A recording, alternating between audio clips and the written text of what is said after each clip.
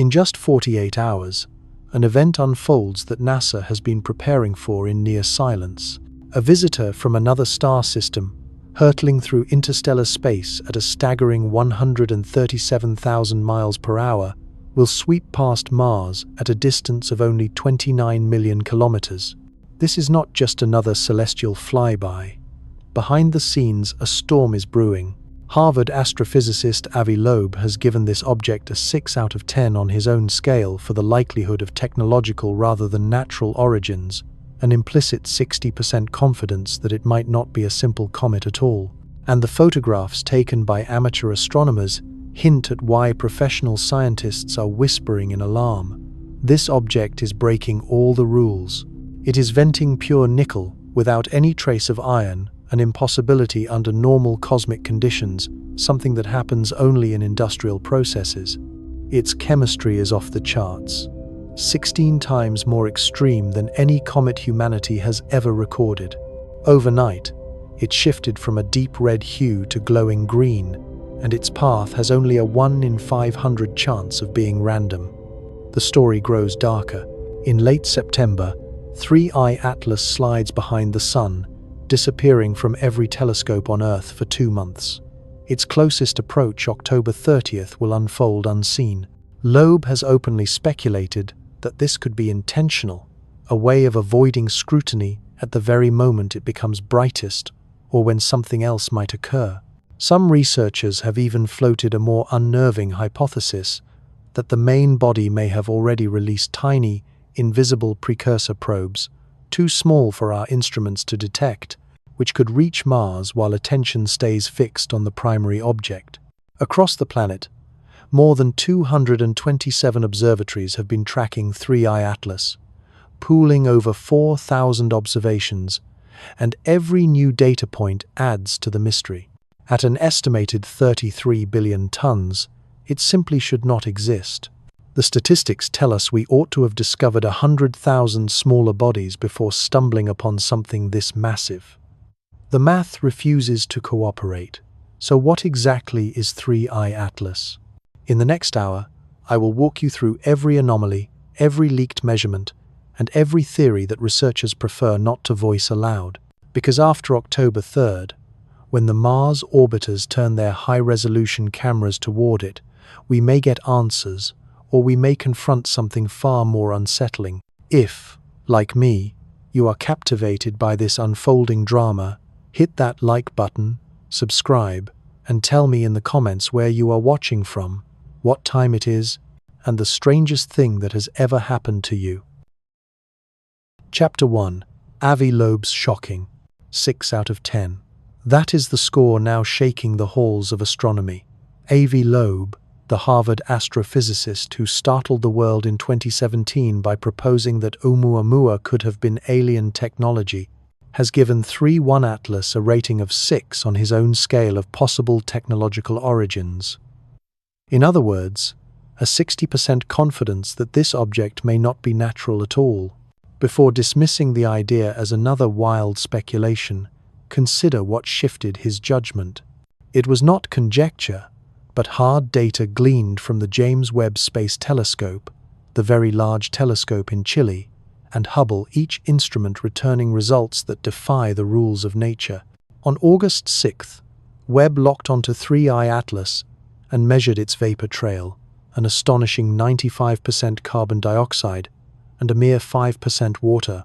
That mixture is 16 times more extreme than any comet previously studied at a similar distance from the Sunday comets, by definition, are supposed to carry abundant water ice. This one is nearly dry. The Very Large Telescope added another puzzle, detecting unmistakable nickel signatures blazing in the gas plume. Strong, crisp emission lines left no doubt. But the real shock was the absence of iron. None at all. For as long as astronomers have studied cosmic bodies, nickel and iron have marched together. They are born in the same furnaces of dying stars, expelled side by side in the violence of supernovas. Discovering nickel without iron is like discovering smoke without fire. Nature does not produce such separation, yet factories do routinely. High-purity nickel alloys, aerospace materials, metallurgical products. The spectral fingerprints align more with industrial processing than with the chaos of interstellar debris. And the nickel is not static, its output is climbing. First observed in July, the emission rate seemed modest, but by August it had multiplied 25 times. With every step closer to the sun, the object appears to shed ever more metal into space. Loeb, for daring to raise extraterrestrial possibilities, has endured fierce criticism. Jason Wright of Penn State dismissed his reasoning as careless.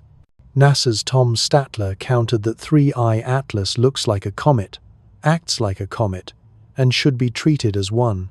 Yet neither critique addresses the missing iron, the bizarre carbon dioxide ratio, or the trajectory that carries only a 1 in 500 chance of being random. Loeb himself concedes that his technological hypothesis remains speculative.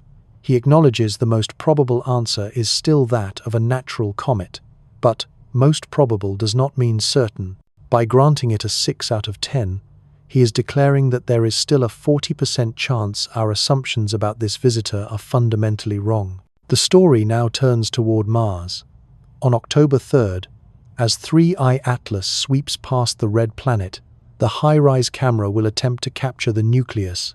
Should its size exceed 5 kilometers, as Loeb's mass estimates suggest, the natural explanation will unravel.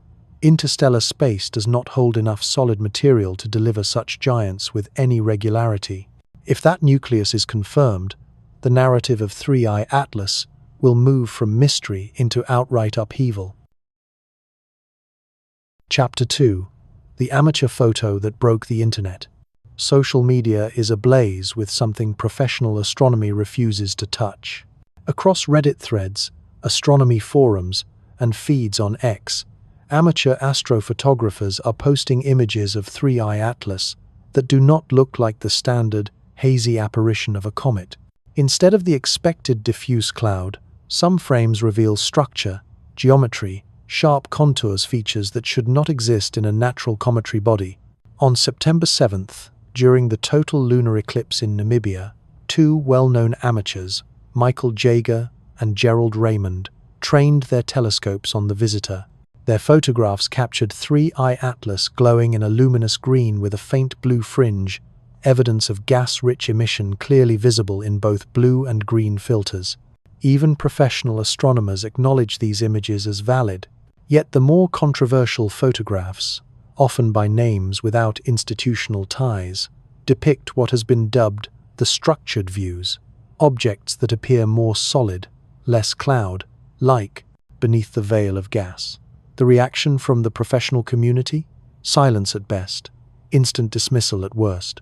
The standard explanations, motion blur, faulty tracking, exposure artifacts, are all technically reasonable for faint, fast-moving objects invisible to the naked eye. Distortion is always a hazard. And yet the question lingers, why no deeper scrutiny? The irony is that the telescope which discovered 3I Atlas, the Atlas Survey Scope, is a mere 20 inches across, comparable to equipment owned by high-end hobbyists. Many amateurs operate with instruments equal to or better than that. So if one of them captures anomalous detail, why should the response be immediate denial rather than verification? On Reddit's astronomy forum, debates rage. Side-by-side comparisons pit one image against another. Some look like classic cometary portraits, a growing coma with the faint stirrings of a tail. Others show compact shapes, irregular silhouettes, pixel patterns inconsistent with the usual profiles of stars or comets. Half the community insists on imaging errors. The other half demands that professionals point larger telescopes to confirm or disprove. That never happens. Instead, professionals enter the same discussions only to dismiss the data, rarely offering to test the coordinates themselves.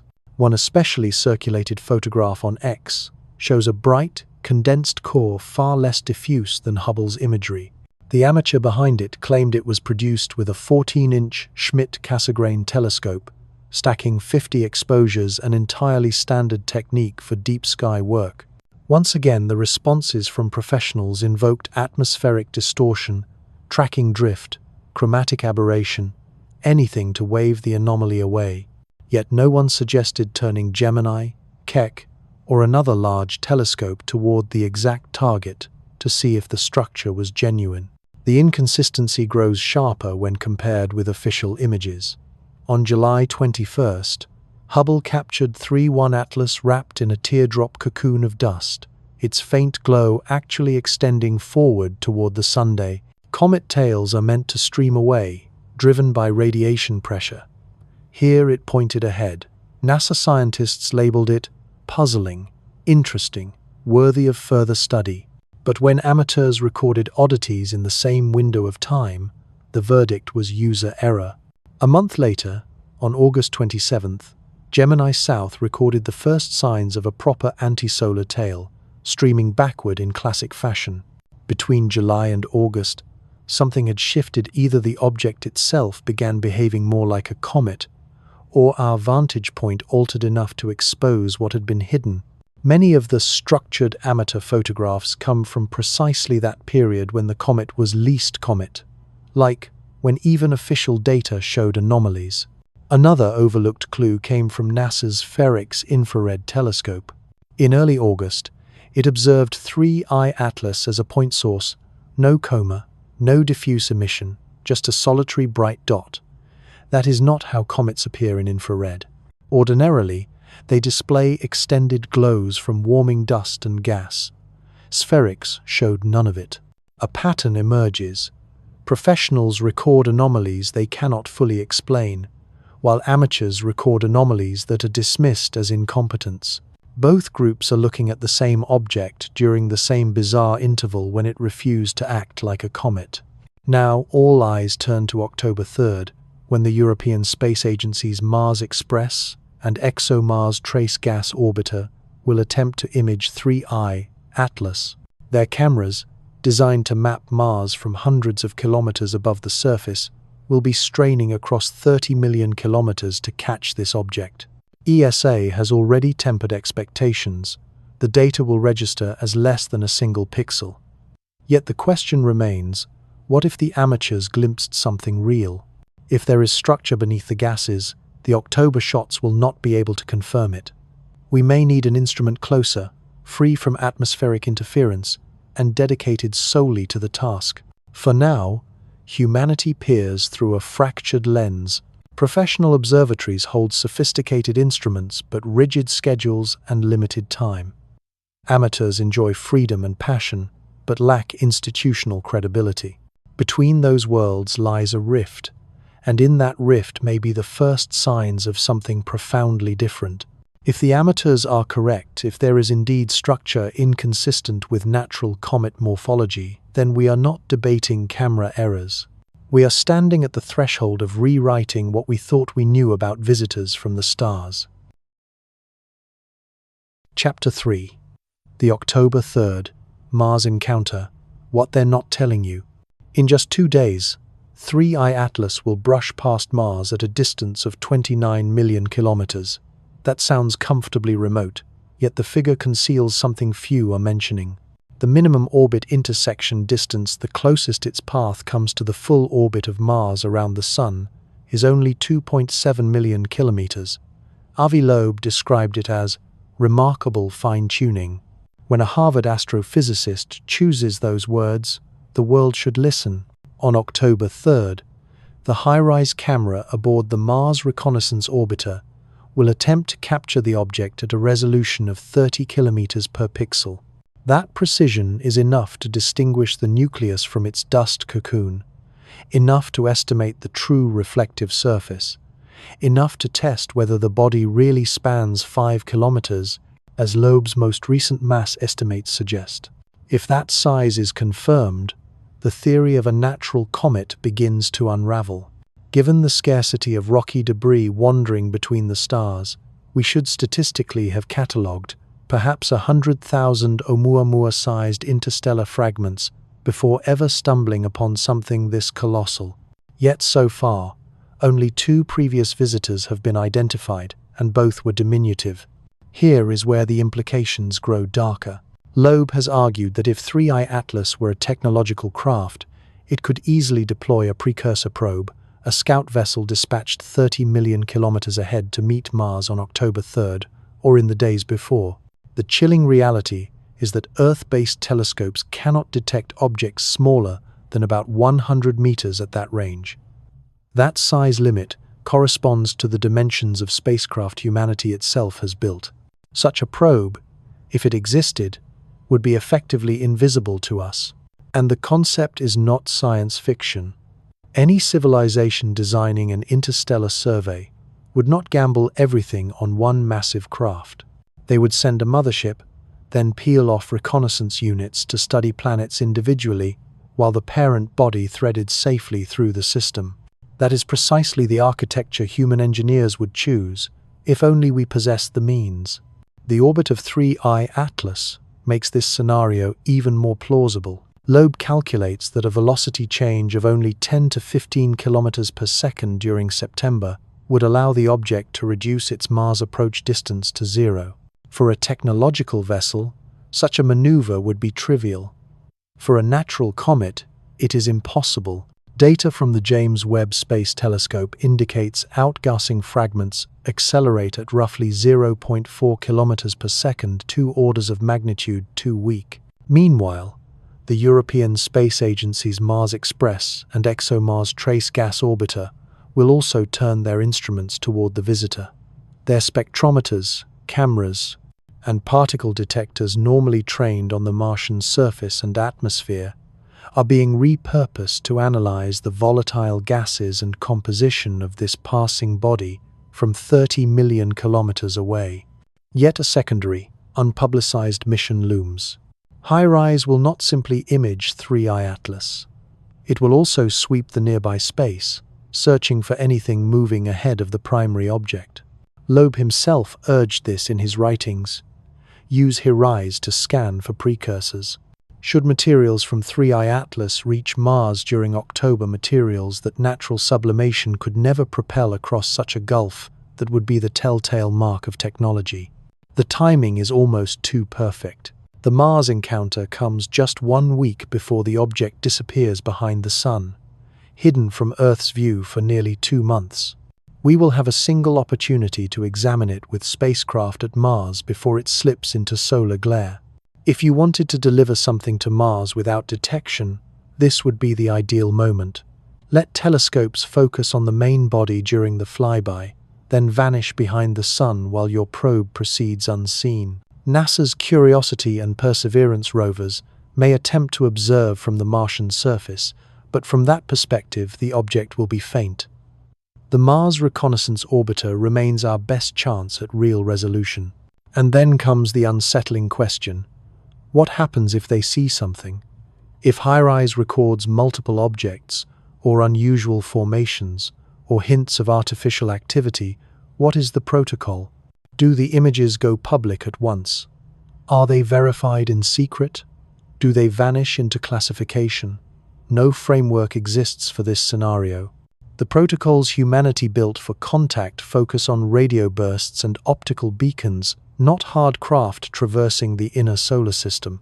Within 24 hours, the truth begins to surface. We will know whether the amateur photographs hinted at something genuine. We will know whether nickel without iron is the fingerprint Loeb suspects. We will know whether that 2.7 million kilometer intersection was chance or intent. Perhaps HiRISE will reveal a perfectly ordinary comet nucleus, silencing the speculation with the familiar comfort of natural law. Or perhaps October 3rd, 2025 will mark its place in history, the day we discovered that 3I Atlas was not a wanderer of ice and dust, but the harbinger of something far stranger. Chapter 4. The Nickel Without Iron Bombshell. High in the Chilean Andes, the Very Large Telescope has just reported something that by all laws of nature should not exist.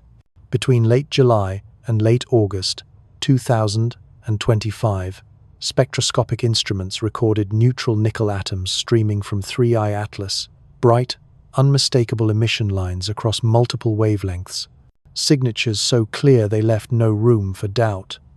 Nickel was evaporating from the surface as the object fell closer to the Sunday. But iron, its eternal cosmic partner, was nowhere to be found, not a trace. To understand the magnitude of this discovery, recall that nickel and iron are inseparable twins of the universe. They are forged together inside massive stars during the final stages of nuclear burning. When those stars collapse and detonate as supernovas, nickel and iron burst forth together, seeding interstellar space in tandem. They condense into dust grains side by side, form alloys within asteroids, and lie embedded in every meteorite humanity has ever studied. In samples from Earth's surface, in lunar regolith, in grains returned by spacecraft, the pattern is absolute. Nickel and iron arrive as a pair, bound in predictable ratios.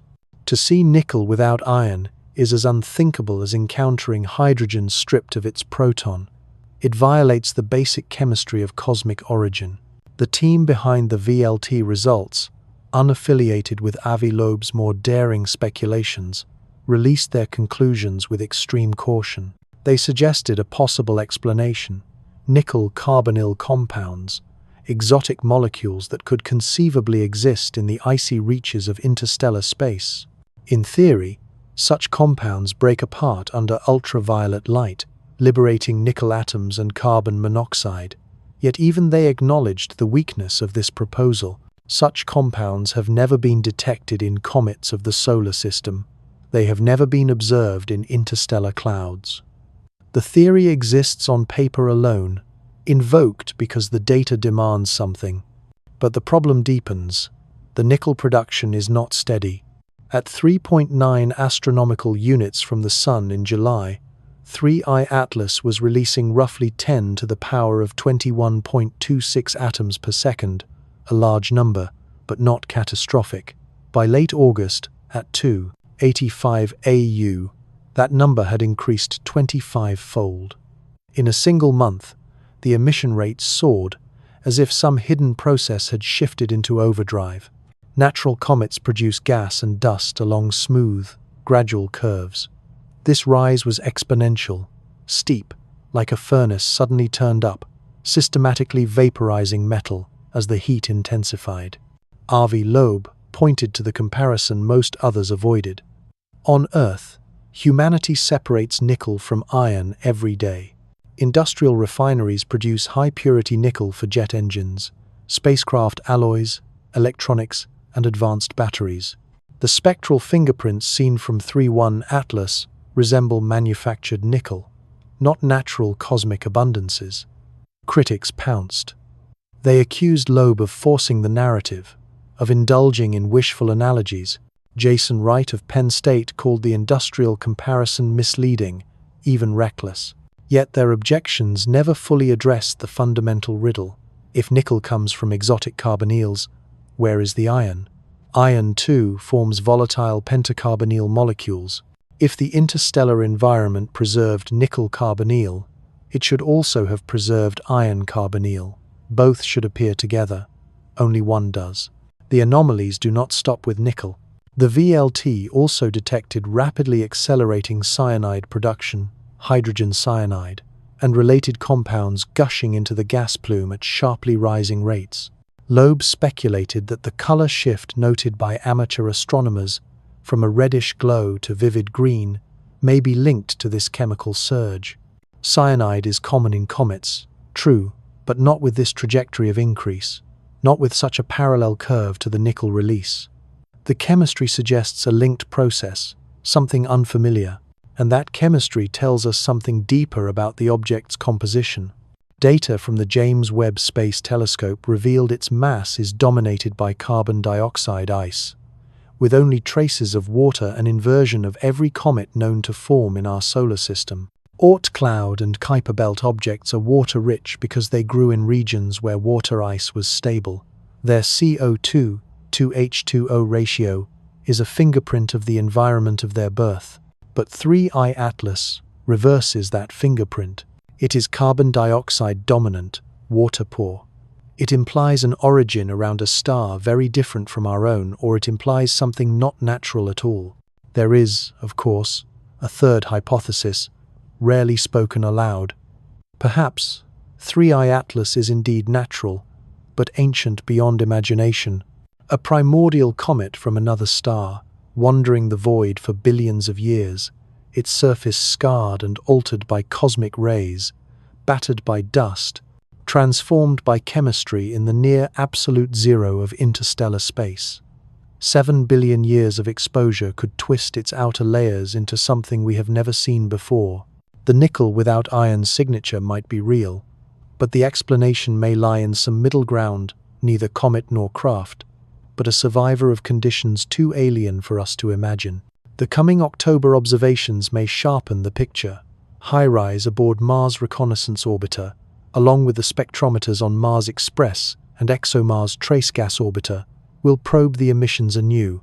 More nickel data, more cyanide measurements, more carbon dioxide ratios. A chance to test whether this chemistry holds. But for now, with the data in hand, one statement stands. 3I Atlas is pouring industrial-grade nickel into space with no iron in sight, and science does not yet have a natural explanation that fits. Chapter 5. The Disappearing Act. Hidden behind the sun. At the end of September, 3I Atlas does not die, does not collide, does not swerve away, it simply vanishes. From Earth's perspective, it slides too close to the sun, swallowed by the glare. For nearly 2 months, from late September through November, ground-based telescopes will have no line of sight. The object will be hidden behind a curtain of incandescent plasma, out of reach during the most crucial part of its journey. Because the timing could not be more suspicious, 3I Atlas reaches perihelion, its closest brush with the sun, on October 30th, 2025. That is when comets are most alive, when solar heat drives their jets to full power, when the truth of their composition is written in the gases they expel. It is the single most valuable window to understand what this object really is, and Earth will be blind. Avi Loeb has gone so far as to suggest that the geometry may not be coincidence at all, but deliberate positioning. If 3I Atlas wished to avoid the scrutiny of Earth's telescopes during its brightest, most revealing moment, this orbit achieves it perfectly. Agencies are scrambling to improvise. NASA's Parker Solar Probe, circling perilously close to the sun, might catch a glimpse if timing and geometry align. SOHO, the Solar and Heliospheric Observatory, will have 3I Atlas drift through its cameras as it watches the corona for violent eruptions. But SOHO's instruments are tuned for solar storms, not faint comets. Against the blaze of the sun, 3I Atlas will likely be invisible. ESA's Jupiter Icy Moons Explorer JUICE sits on the far side of the sun, using its antenna as a shield against the inferno. It will attempt its own observations in November, but the data cannot be returned until February 2026, which means that during the object's most active phase, we will be flying blind. What happens in those 2 hidden months? If 3I Atlas is a natural body, the answer is predictable. Solar heating intensifies its outgassing, maybe fractures the nucleus, maybe leaves it smaller and dimmer when it emerges in December on its outbound leg. But if it is not natural, if any fraction of it is technological, then the blackout becomes opportunity. Those weeks provide the perfect cover for orbital adjustments, probe deployments, or propulsion burns that would be obvious if telescopes could see. Loeb calculated that a velocity change of just 10 to 15 kilometers per second during September or October would be enough to alter its path significantly, potentially sending payloads toward Mars, Venus, even Earth. Sublimating ice cannot provide that impulse. Engines could. The darker scenario is that the vanishing act is literal. What if 3I Atlas does not reappear in December? What if it uses perihelion to slow itself, drop into an elliptical orbit, and remain a permanent resident of the inner solar system? We will not know until the first week of December. If it fails to appear where celestial mechanics predict, if its orbit has shifted by more than physics allows, then propulsion technology becomes the only explanation. History reminds us not to trust our assumptions. In 1986, the Soviet Vega probes flew past Halley's comet and found its nucleus far darker than expected, reflecting barely 4% of sunlight. For decades, scientists imagined comets as gleaming, icy wanderers. Only when spacecraft approached did the truth appear. They are black, crusted with organic residue, their ice buried beneath. Earth-based observations had been wrong for generations. With 3I Atlas, we are again trapped in remote observation, unable to test our theories at the very moment that matters most. On December 3rd, the curtain lifts. Amateur astronomers across the globe are preparing, scheduling their instruments, ready to scan the dawn sky. Everyone wants the first glimpse of the returning visitor. Everyone wants to measure whether its activity has shifted, whether its path still follows predictions, whether its appearance has changed. Because if it emerges altered, if the trajectory no longer fits celestial dynamics, then the artificial hypothesis will no longer be fringe speculation. It will demand attention. The blind spot also robs us of a natural test. Many comets fragment near perihelion. Heat and internal pressure split them into shards, leaving behind multiple pieces and debris trails. If 3I Atlas breaks apart, we will not witness the act, only the aftermath. Such fragmentation would argue for natural origins. Technology does not usually shatter in the heat of the sun unless the fragments are deliberate deployments. Multiple units separating, each following its own course deeper into the solar system. That sounds like science fiction, but so did nickel without iron. So did a Mars flyby tuned to within 2.7 million kilometers. Every new fact makes the improbable seem a little less impossible. December will bring answers, but not all of them. Until then, we wait in darkness, watching the sun, and wondering whether the object that re-emerges is the same one that disappeared or something transformed. Chapter 6. The Anomalously Massive Object. 33 billion tons. A new paper has just been released, and it is leaving astronomers deeply unsettled. Richard Cloyt, Peter Vares, and Avi Loeb compiled 4,022 positional measurements of 3I Atlas, drawn from 227 observatories across the globe between May 15th and September 23rd. With that mountain of data, they mapped its trajectory with exquisite precision, comparing where the object actually moved against where pure gravitational mechanics predicted it should be. And the result is startling. Despite the torrents of gas seen pouring from it by Webb and other telescopes, despite mass loss measured in hundreds of kilograms per second, 3I Atlas shows virtually no non-gravitational acceleration. Its motion deviates less than 15 meters per day squared from a path dictated by gravity alone. That means one thing. The object is immensely massive, far more massive than its brightness would imply. The physics is straightforward. Outgassing acts like a set of miniature rocket thrusters. As gas jets off, it imparts a push that nudges the nucleus off course. The smaller the comet, the more noticeable the push. Large bodies resist that effect. And yet 3I Atlas, which is venting colossal quantities of material, 129 kilograms of carbon dioxide per second, 6.6 kilograms of water, 14 kilograms of carbon monoxide, barely twitches. Such stability means it must be staggeringly heavy. The math yields a lower bound, 33 billion tons, 33 trillion kilograms, with a nucleus at least 5 kilometers across. That makes 3I Atlas 3 to 5 orders of magnitude more massive than either of the two interstellar visitors we have seen before. Oumuamua was measured in mere hundreds of meters. Borisov was roughly a kilometer. This one is a Leviathan 5 times larger in diameter, over 100 times more volume, and vastly more mass. And here lies the paradox. Our surveys of interstellar material suggest that bodies this enormous should be vanishingly rare. Statistically, we should have detected around 100,000 smaller wanderers before stumbling across something this large. Instead, we have seen only 2 small ones, then suddenly this giant.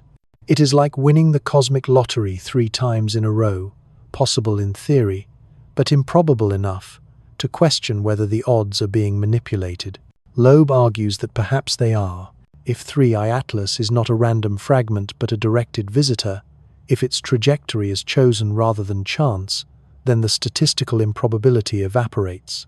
We are not seeing a random sample of the interstellar population. We are being shown something specific. Critics dismiss this as fantastical. They note that our detection capabilities have improved sharply. The Atlas survey that discovered this object only became fully operational in the last decade. Before then, our search net was too coarse. Now, with instruments like the Vera Rubin Observatory already finding over 2,000 asteroids in its first 10 hours of operation, we are catching faint, fast movers that would once have slipped by. In that context, of course, we are suddenly finding more interstellar visitors. It is a fair rebuttal. Perhaps the numbers will balance once more objects are logged, but it does not erase the size problem. In all astronomical populations, the pattern holds. Many small, fewer medium, very few large. Asteroids obey it. Kuiper belt objects obey it. The sheer scale of 3I Atlas, found before the swarm of smaller ones, breaks that rule. Other explanations falter too. Some suggested it might be a loose rubble pile, a cluster of rocks tenuously bound by gravity. If so, the rocket force of outgassing would have torn it apart. Instead, it holds together. That implies either a coherent solid body or some unseen binding stronger than its weak gravity. The upcoming Mars flyby may refine the size estimates. If HiRISE can separate the nucleus from its halo of dust and measure how much light comes from surface versus cloud, we may pin down the diameter more tightly. If it proves larger than 5 kilometers, the natural explanation grows thin. There is one more hypothesis. Perhaps most of its brightness comes from a shroud of ultrafine dust, hiding a smaller nucleus. If that were true, then the mass calculations would be inflated. But infrared instruments tell a different story. Webb and SPHERICS can peer through dust to solid surfaces. SPHERICS recorded 3I Atlas as a point source, not a fuzzy cloud. That means there is no vast dust veil masking a smaller core. What we are seeing is the nucleus itself. So the paradox remains. A nucleus of at least 5 kilometers, weighing 33 billion tons, shedding gas at staggering rates, yet refusing to budge from a gravitational path. An object that, by the rules of probability, should not be here at all, arriving on a trajectory with only one chance in 500 of being random. Each fresh observation does not close the case for nature, but strains it further, requiring coincidences piled on coincidences. The natural explanation is not yet impossible, but each new datum makes it feel increasingly contrived. Chapter 7. Chemical Impossibilities, the 95% carbon dioxide mystery. On August 6, 2025, the James Webb Space Telescope turned its near-infrared spectrograph toward 3I Atlas.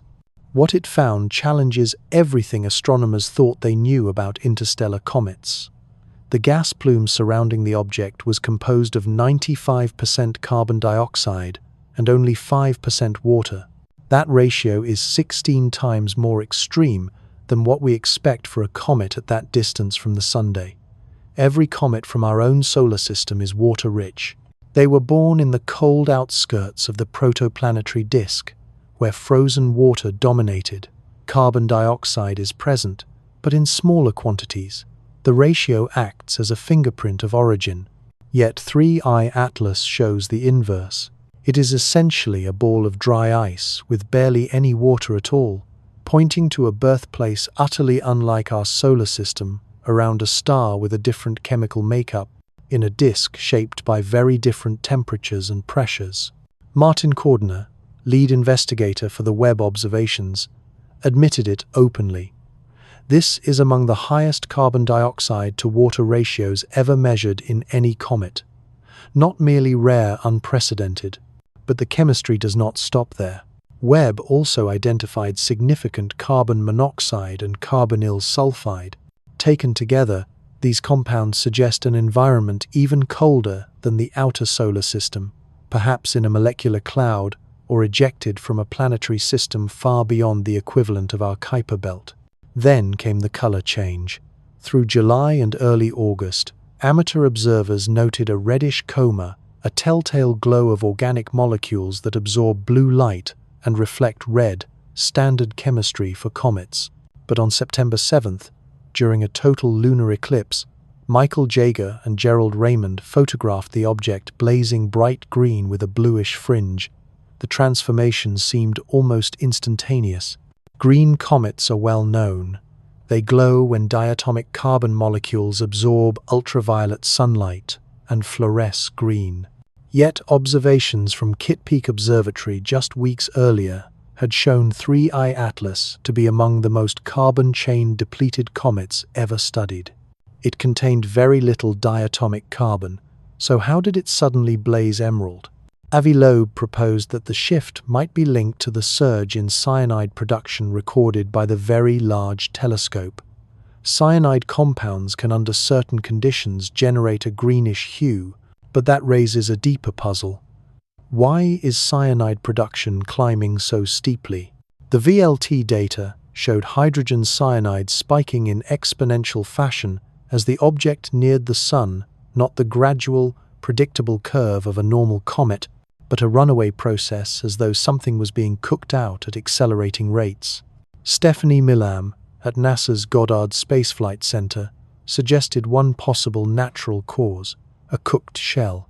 After billions of years adrift in interstellar space, cosmic rays and stellar radiation might have reprocessed its surface, converting or concentrating carbon dioxide in unusual ways. It is plausible. No one has ever studied an object this ancient. At 7 billion years, 3I Atlas predates our solar system itself. Yet such surface processing cannot explain everything. It does not account for nickel without iron. It does not explain the absence of measurable non-gravitational acceleration despite massive outgassing. Individually, each anomaly might be excused. Taken together, they form a pattern. Adding to the contradictions is NASA's Ferrex infrared observation. Instead of seeing a diffuse glow of sublimating carbon dioxide ices, Spherix recorded 3I Atlas as a point source. Infrared light penetrates dust and reveals heat from solid surfaces. It should have shown an extended halo of escaping gas. Instead, it saw a dot, consistent with a compact, solid object.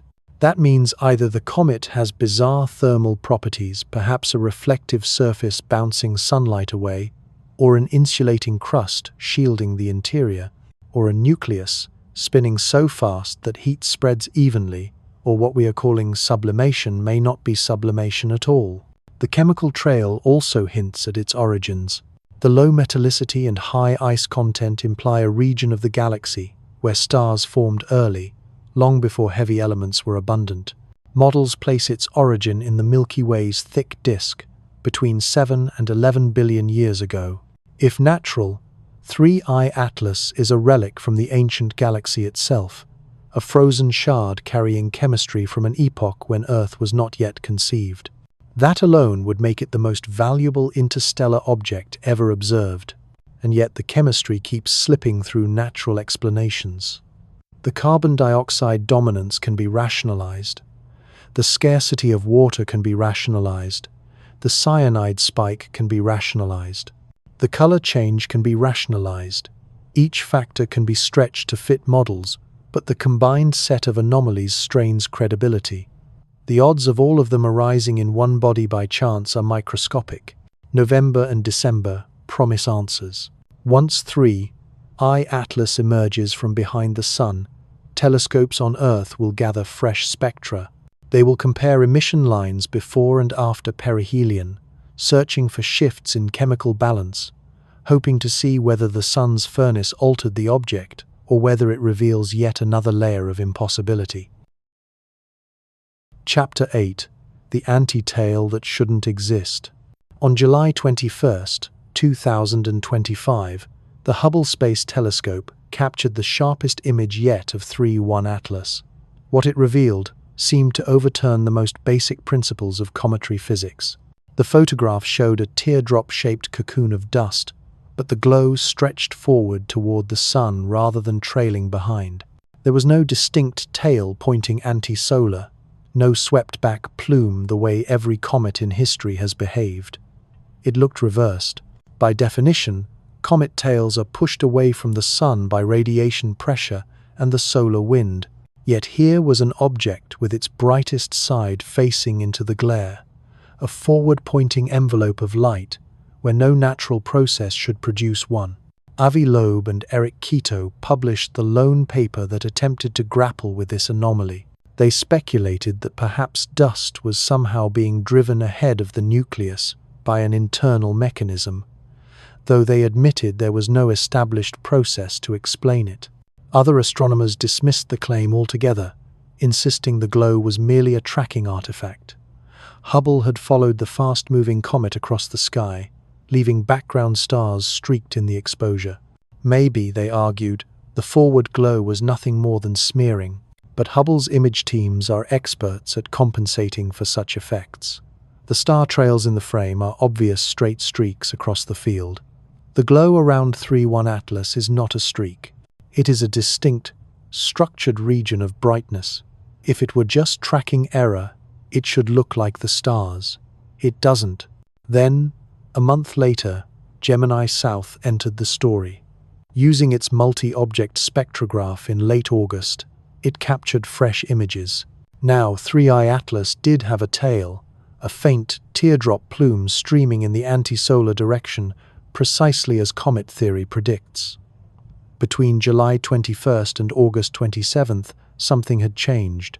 Either the object had begun to behave like a standard comet under stronger solar heating, or our angle of observation had shifted, uncovering what was hidden before. At the time of Hubble's image, the object was 4 astronomical units from the Sunday. By Gemini's observation, it was closer, 2.6 AU. Increased heating, greater sublimation, more dust production. A conventional explanation is that the tail simply had not developed in July, then appeared as activity intensified. But this still leaves the forward glow unresolved. Typical comets produce comas, spherical halos of gas and dust around the nucleus, brighter on the sunward side where sublimation is strongest. Yet they do not generate a forward-facing directional glow. What Hubble recorded was not a simple coma. It was a luminous extension toward the Sunday. There is another detail. In Hubble's image, the dust cocoon extends about 3,000 kilometers in all directions from the nucleus. Loeb calculated that if the nucleus is 10 kilometers wide, the density of dust at the edge of that cloud should be 90,000 times weaker than at the surface. For such diluted dust to still shine bright enough to be visible, either the production rate is staggering, the particles are unusually reflective, or the scattering geometry is highly unconventional. Gemini's later images added further complexity. In ultraviolet light, the object appeared compact. In red and infrared wavelengths, the halo extended much farther. This fits with scattering physics. Small grains scatter blue light more efficiently, while larger grains scatter red. It implies a size distribution, tiny fast particles near the nucleus, heavier, slower grains drifting farther out. That part looks like classic cometary behavior, but even here, the mechanics do not line up perfectly. Rotation measurements showed 3-1 Atlas spins once every 16 hours. For a 10-kilometer nucleus, that equates to an equatorial velocity of only about 1 meter per second, not nearly enough to fling dust outward by centrifugal force. The dust must be driven off by sublimating gas jets. Yet the patterns, the forward glow, the unusual density distribution refused to conform neatly to the model.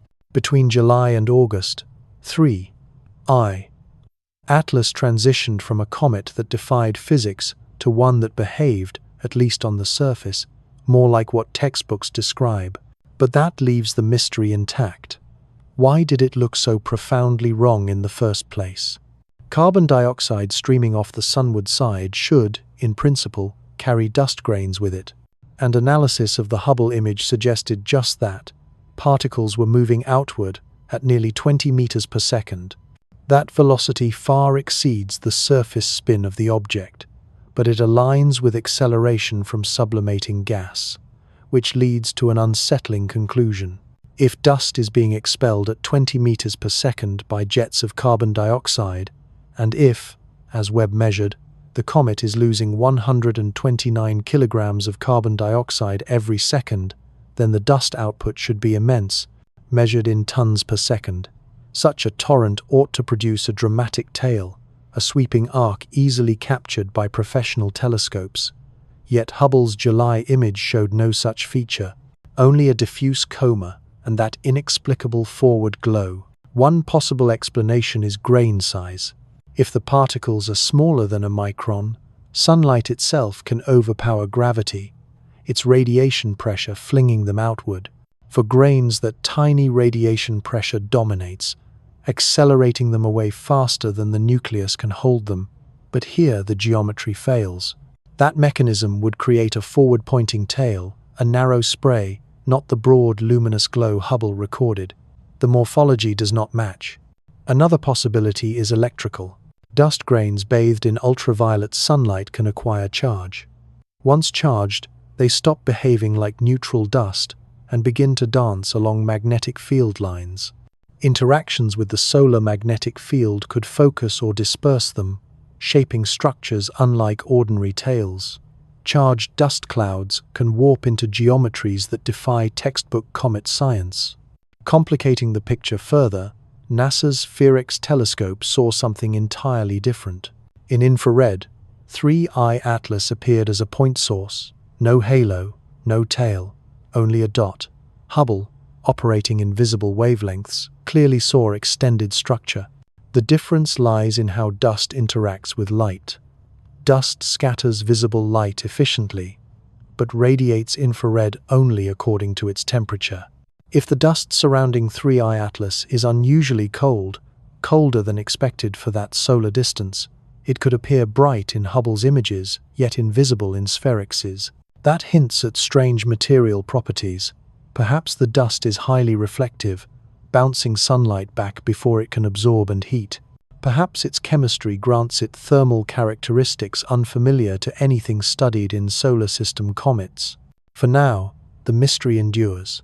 December will bring clarity when 3I Atlas emerges from its solar hiding place.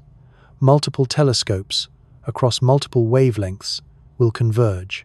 They will show whether the object finally develops a conventional cometary tail or whether it continues to flaunt forms that physics struggles to explain.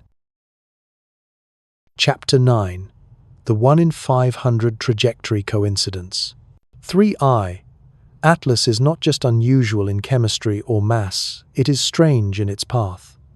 The object is traveling on a retrograde orbit, tilted at roughly 175 degrees to the ecliptic plane. That number sounds abstract, but here is what it means. The object is moving almost exactly within the flat disk of the solar system, the same plane where Earth, Mars, Venus, and Jupiter circle the Sun, yet going the opposite way. It is threading itself through the very fabric of planetary space, moving against the current of worlds.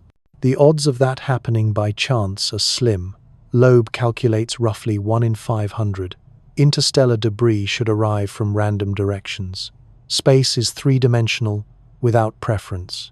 If comets from other stars were simply the flotsam of planetary systems, ejected on chaotic trajectories, they should come from all angles, plunging steeply from above, slicing in from below, skimming sideways across the sphere of stars.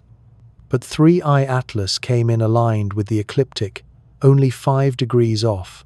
Improbable, though not impossible. And there is more. The trajectory threads past planets with uncanny precision.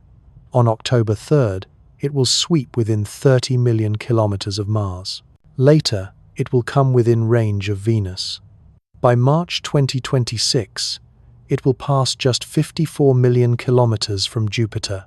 Each encounter, alone, would not raise eyebrows. Space is vast, and orbits cross by coincidence. But the combination, an orbit nearly coplanar with the planets, plus multiple near passes drives the odds down further. Loeb's analysis suggests the geometry of chance falls to 1 in 500. Low enough to raise suspicion. Low enough to whisper about intent. Because if you wanted to send a probe to survey the solar system, this is the path you would choose. You would glide along the ecliptic, where all the action is: rocky planets, habitable zones, the asteroid belt, the moons of giants. You would steer near Mars, Venus, Jupiter, the places rich with data. In short, you would plot the same geometry. 3I Atlas follows. Critics argue that this is illusion selection bias. We see 3I Atlas only because it ventured into our observational range. Countless other interstellar objects may streak through the outer system, invisible because they never approach the inner sun, never brighten against the sky. The ones we detect are those that pass near us. That is true. Our telescopes are biased toward inner system encounters. But even granting that, most inbound visitors would cut through the ecliptic at steep angles, not skim almost parallel to the planetary plane. The alignment itself remains peculiar, even among the subset of objects we are capable of detecting. The orbit tells still more. 3I Atlas is hyperbolic, with an eccentricity of about 6.16. That means it is moving far above escape velocity, unbound to the Sunday. It came from interstellar space, and it will leave again. Running the trajectory backwards, astronomers trace its origin to the thick disk of the Milky Way, a region dominated by ancient stars 7 to 11 billion years old. That makes the comet older than the Sun, older than the solar system. It may have drifted through the void for billions of years, scarred by radiation, altered by dust impacts, transformed into something unlike any body we have studied. Its velocity adds one more piece. Stripped of the Sun's pull, its interstellar speed was about 58 kilometers per second, typical for thick disk objects. Nothing surprising there. What is surprising is the timing. 3.1. Atlas entered the inner solar system in mid-2025, the very moment when humanity's instruments finally matured enough to study it. The Vera Rubin Observatory came online, sweeping the sky. The Atlas survey reached full capacity. Spherex launched. Suddenly, Earth had the perfect arsenal of telescopes to characterize an interstellar visitor, and then one arrived. Is that coincidence or timing? If an advanced civilization wished to send a probe to survey Earth, they might wait until the planet's inhabitants had developed telescopes capable of perceiving it. Why send an object that no one can recognize?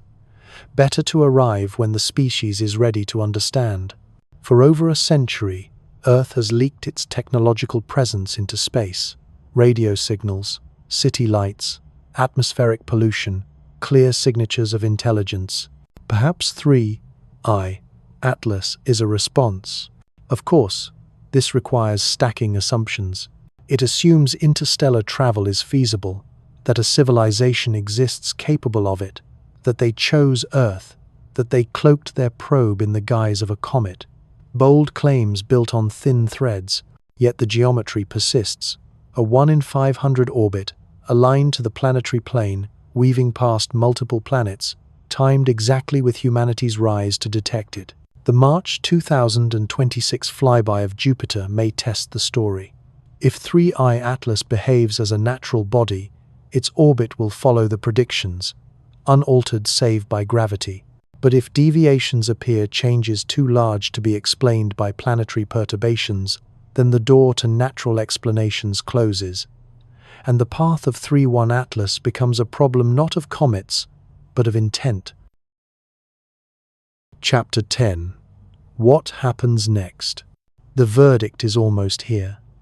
October 3rd, 2025 tomorrow.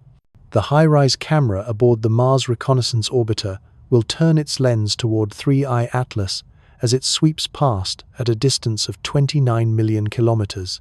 With a resolution of 30 kilometers per pixel, HiRISE will be able to separate the solid nucleus from its hazy shroud, to measure the reflective surface area, to constrain the true size of this thing. If the nucleus proves 5 kilometers or larger, the statistics collapse under their own weight. We should have discovered thousands of smaller interstellar fragments before something this massive. A natural explanation would demand coincidences stacked on top of coincidences. ESA's Mars Express and ExoMars Trace Gas Orbiter will join in, observing with spectrometers and cameras across multiple wavelengths.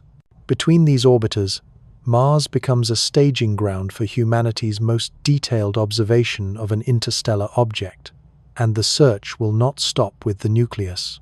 HiRISE will also scan the surrounding space, hunting for precursor probes, smaller bodies that could have been released ahead of 3I Atlas to intersect Mars. If more than one object appears where only one should exist, the conversation shifts immediately. Then comes the silence. In late September, 3I Atlas slips behind the Sun from Earth's perspective. For 2 months, until December, it will be invisible, cloaked by 150 million kilometers of incandescent plasma. Its perihelion falls on October 30th, its closest approach to the Sun, the moment of greatest activity, and we will see nothing. It is a blind window in which anything could happen. Orbital corrections, deployments, fragmentation. Only when the object re-emerges in December will we know. December 3rd is the date. Ground-based telescopes across the world are already preparing, amateurs and professionals alike, eager for the first glimpse as the comet returns to the morning sky. Every measurement will be compared against pre-perihelion data. Has its brightness shifted? Has its outgassing weakened or intensified? Most critically, is it exactly where predictions place it? If it deviates from its expected orbit in ways that gravity cannot explain, then propulsion technology becomes the only remaining interpretation. Even skeptics would be forced to confront that possibility. Spectroscopy will deepen the verdict. Fresh data in December will show whether the nickel without iron anomaly remains, whether carbon dioxide dominance persists, whether new signatures appear after the Sun's heat has scorched its surface. Solar processing may alter chemistry, and if the object fragments, that could actually strengthen the natural comet hypothesis. Many comets crack under thermal stress near perihelion. Shoemaker, Levy 9, broke apart spectacularly before plunging into Jupiter. Fragmentation would be expected unless it looks deliberate. If multiple pieces separate cleanly and travel on new, purposeful paths, fragmentation becomes deployment.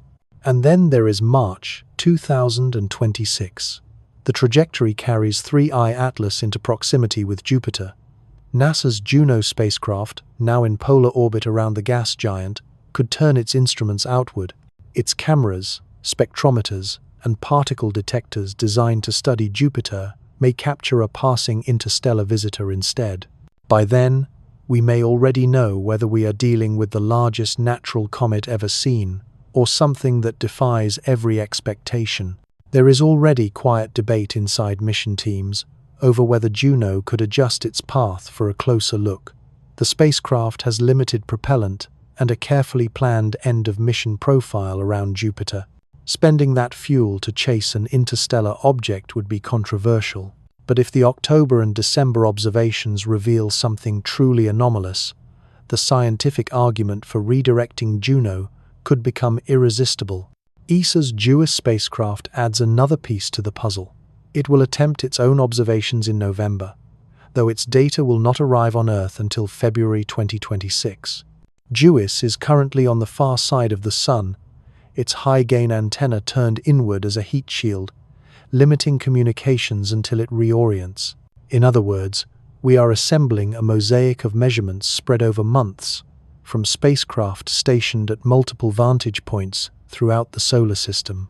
By spring 2026, humanity will hold the most comprehensive dataset ever gathered on an interstellar visitor.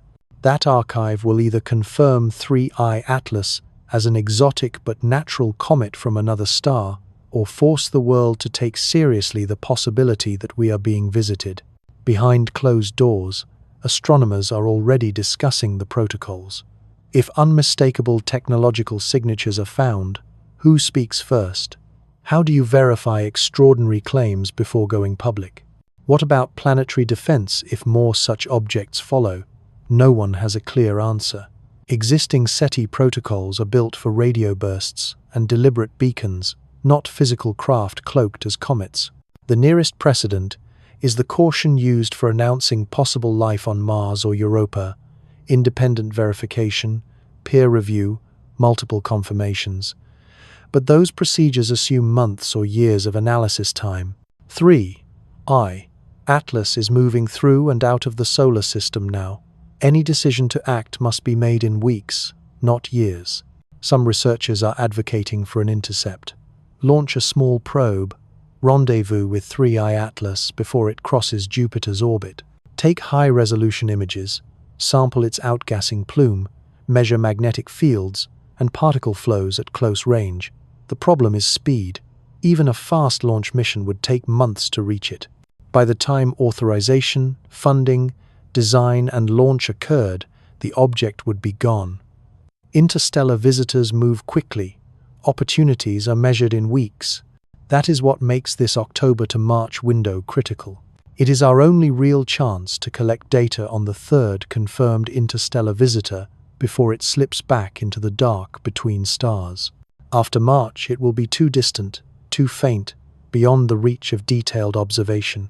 We will watch it recede, mining every bit of information we have gathered, and then we will wait. Wait to see whether our analysis uncovers natural mechanisms for every anomaly. Wait to see if other interstellar objects arrive with similar traits.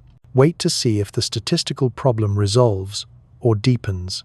And even if the evidence tilts toward a natural origin, even if every puzzle finds a conventional explanation, there will still be wonder, because a 60% rating for technology leaves 40% for nature, and 40% is not zero. The universe has blindsided us before.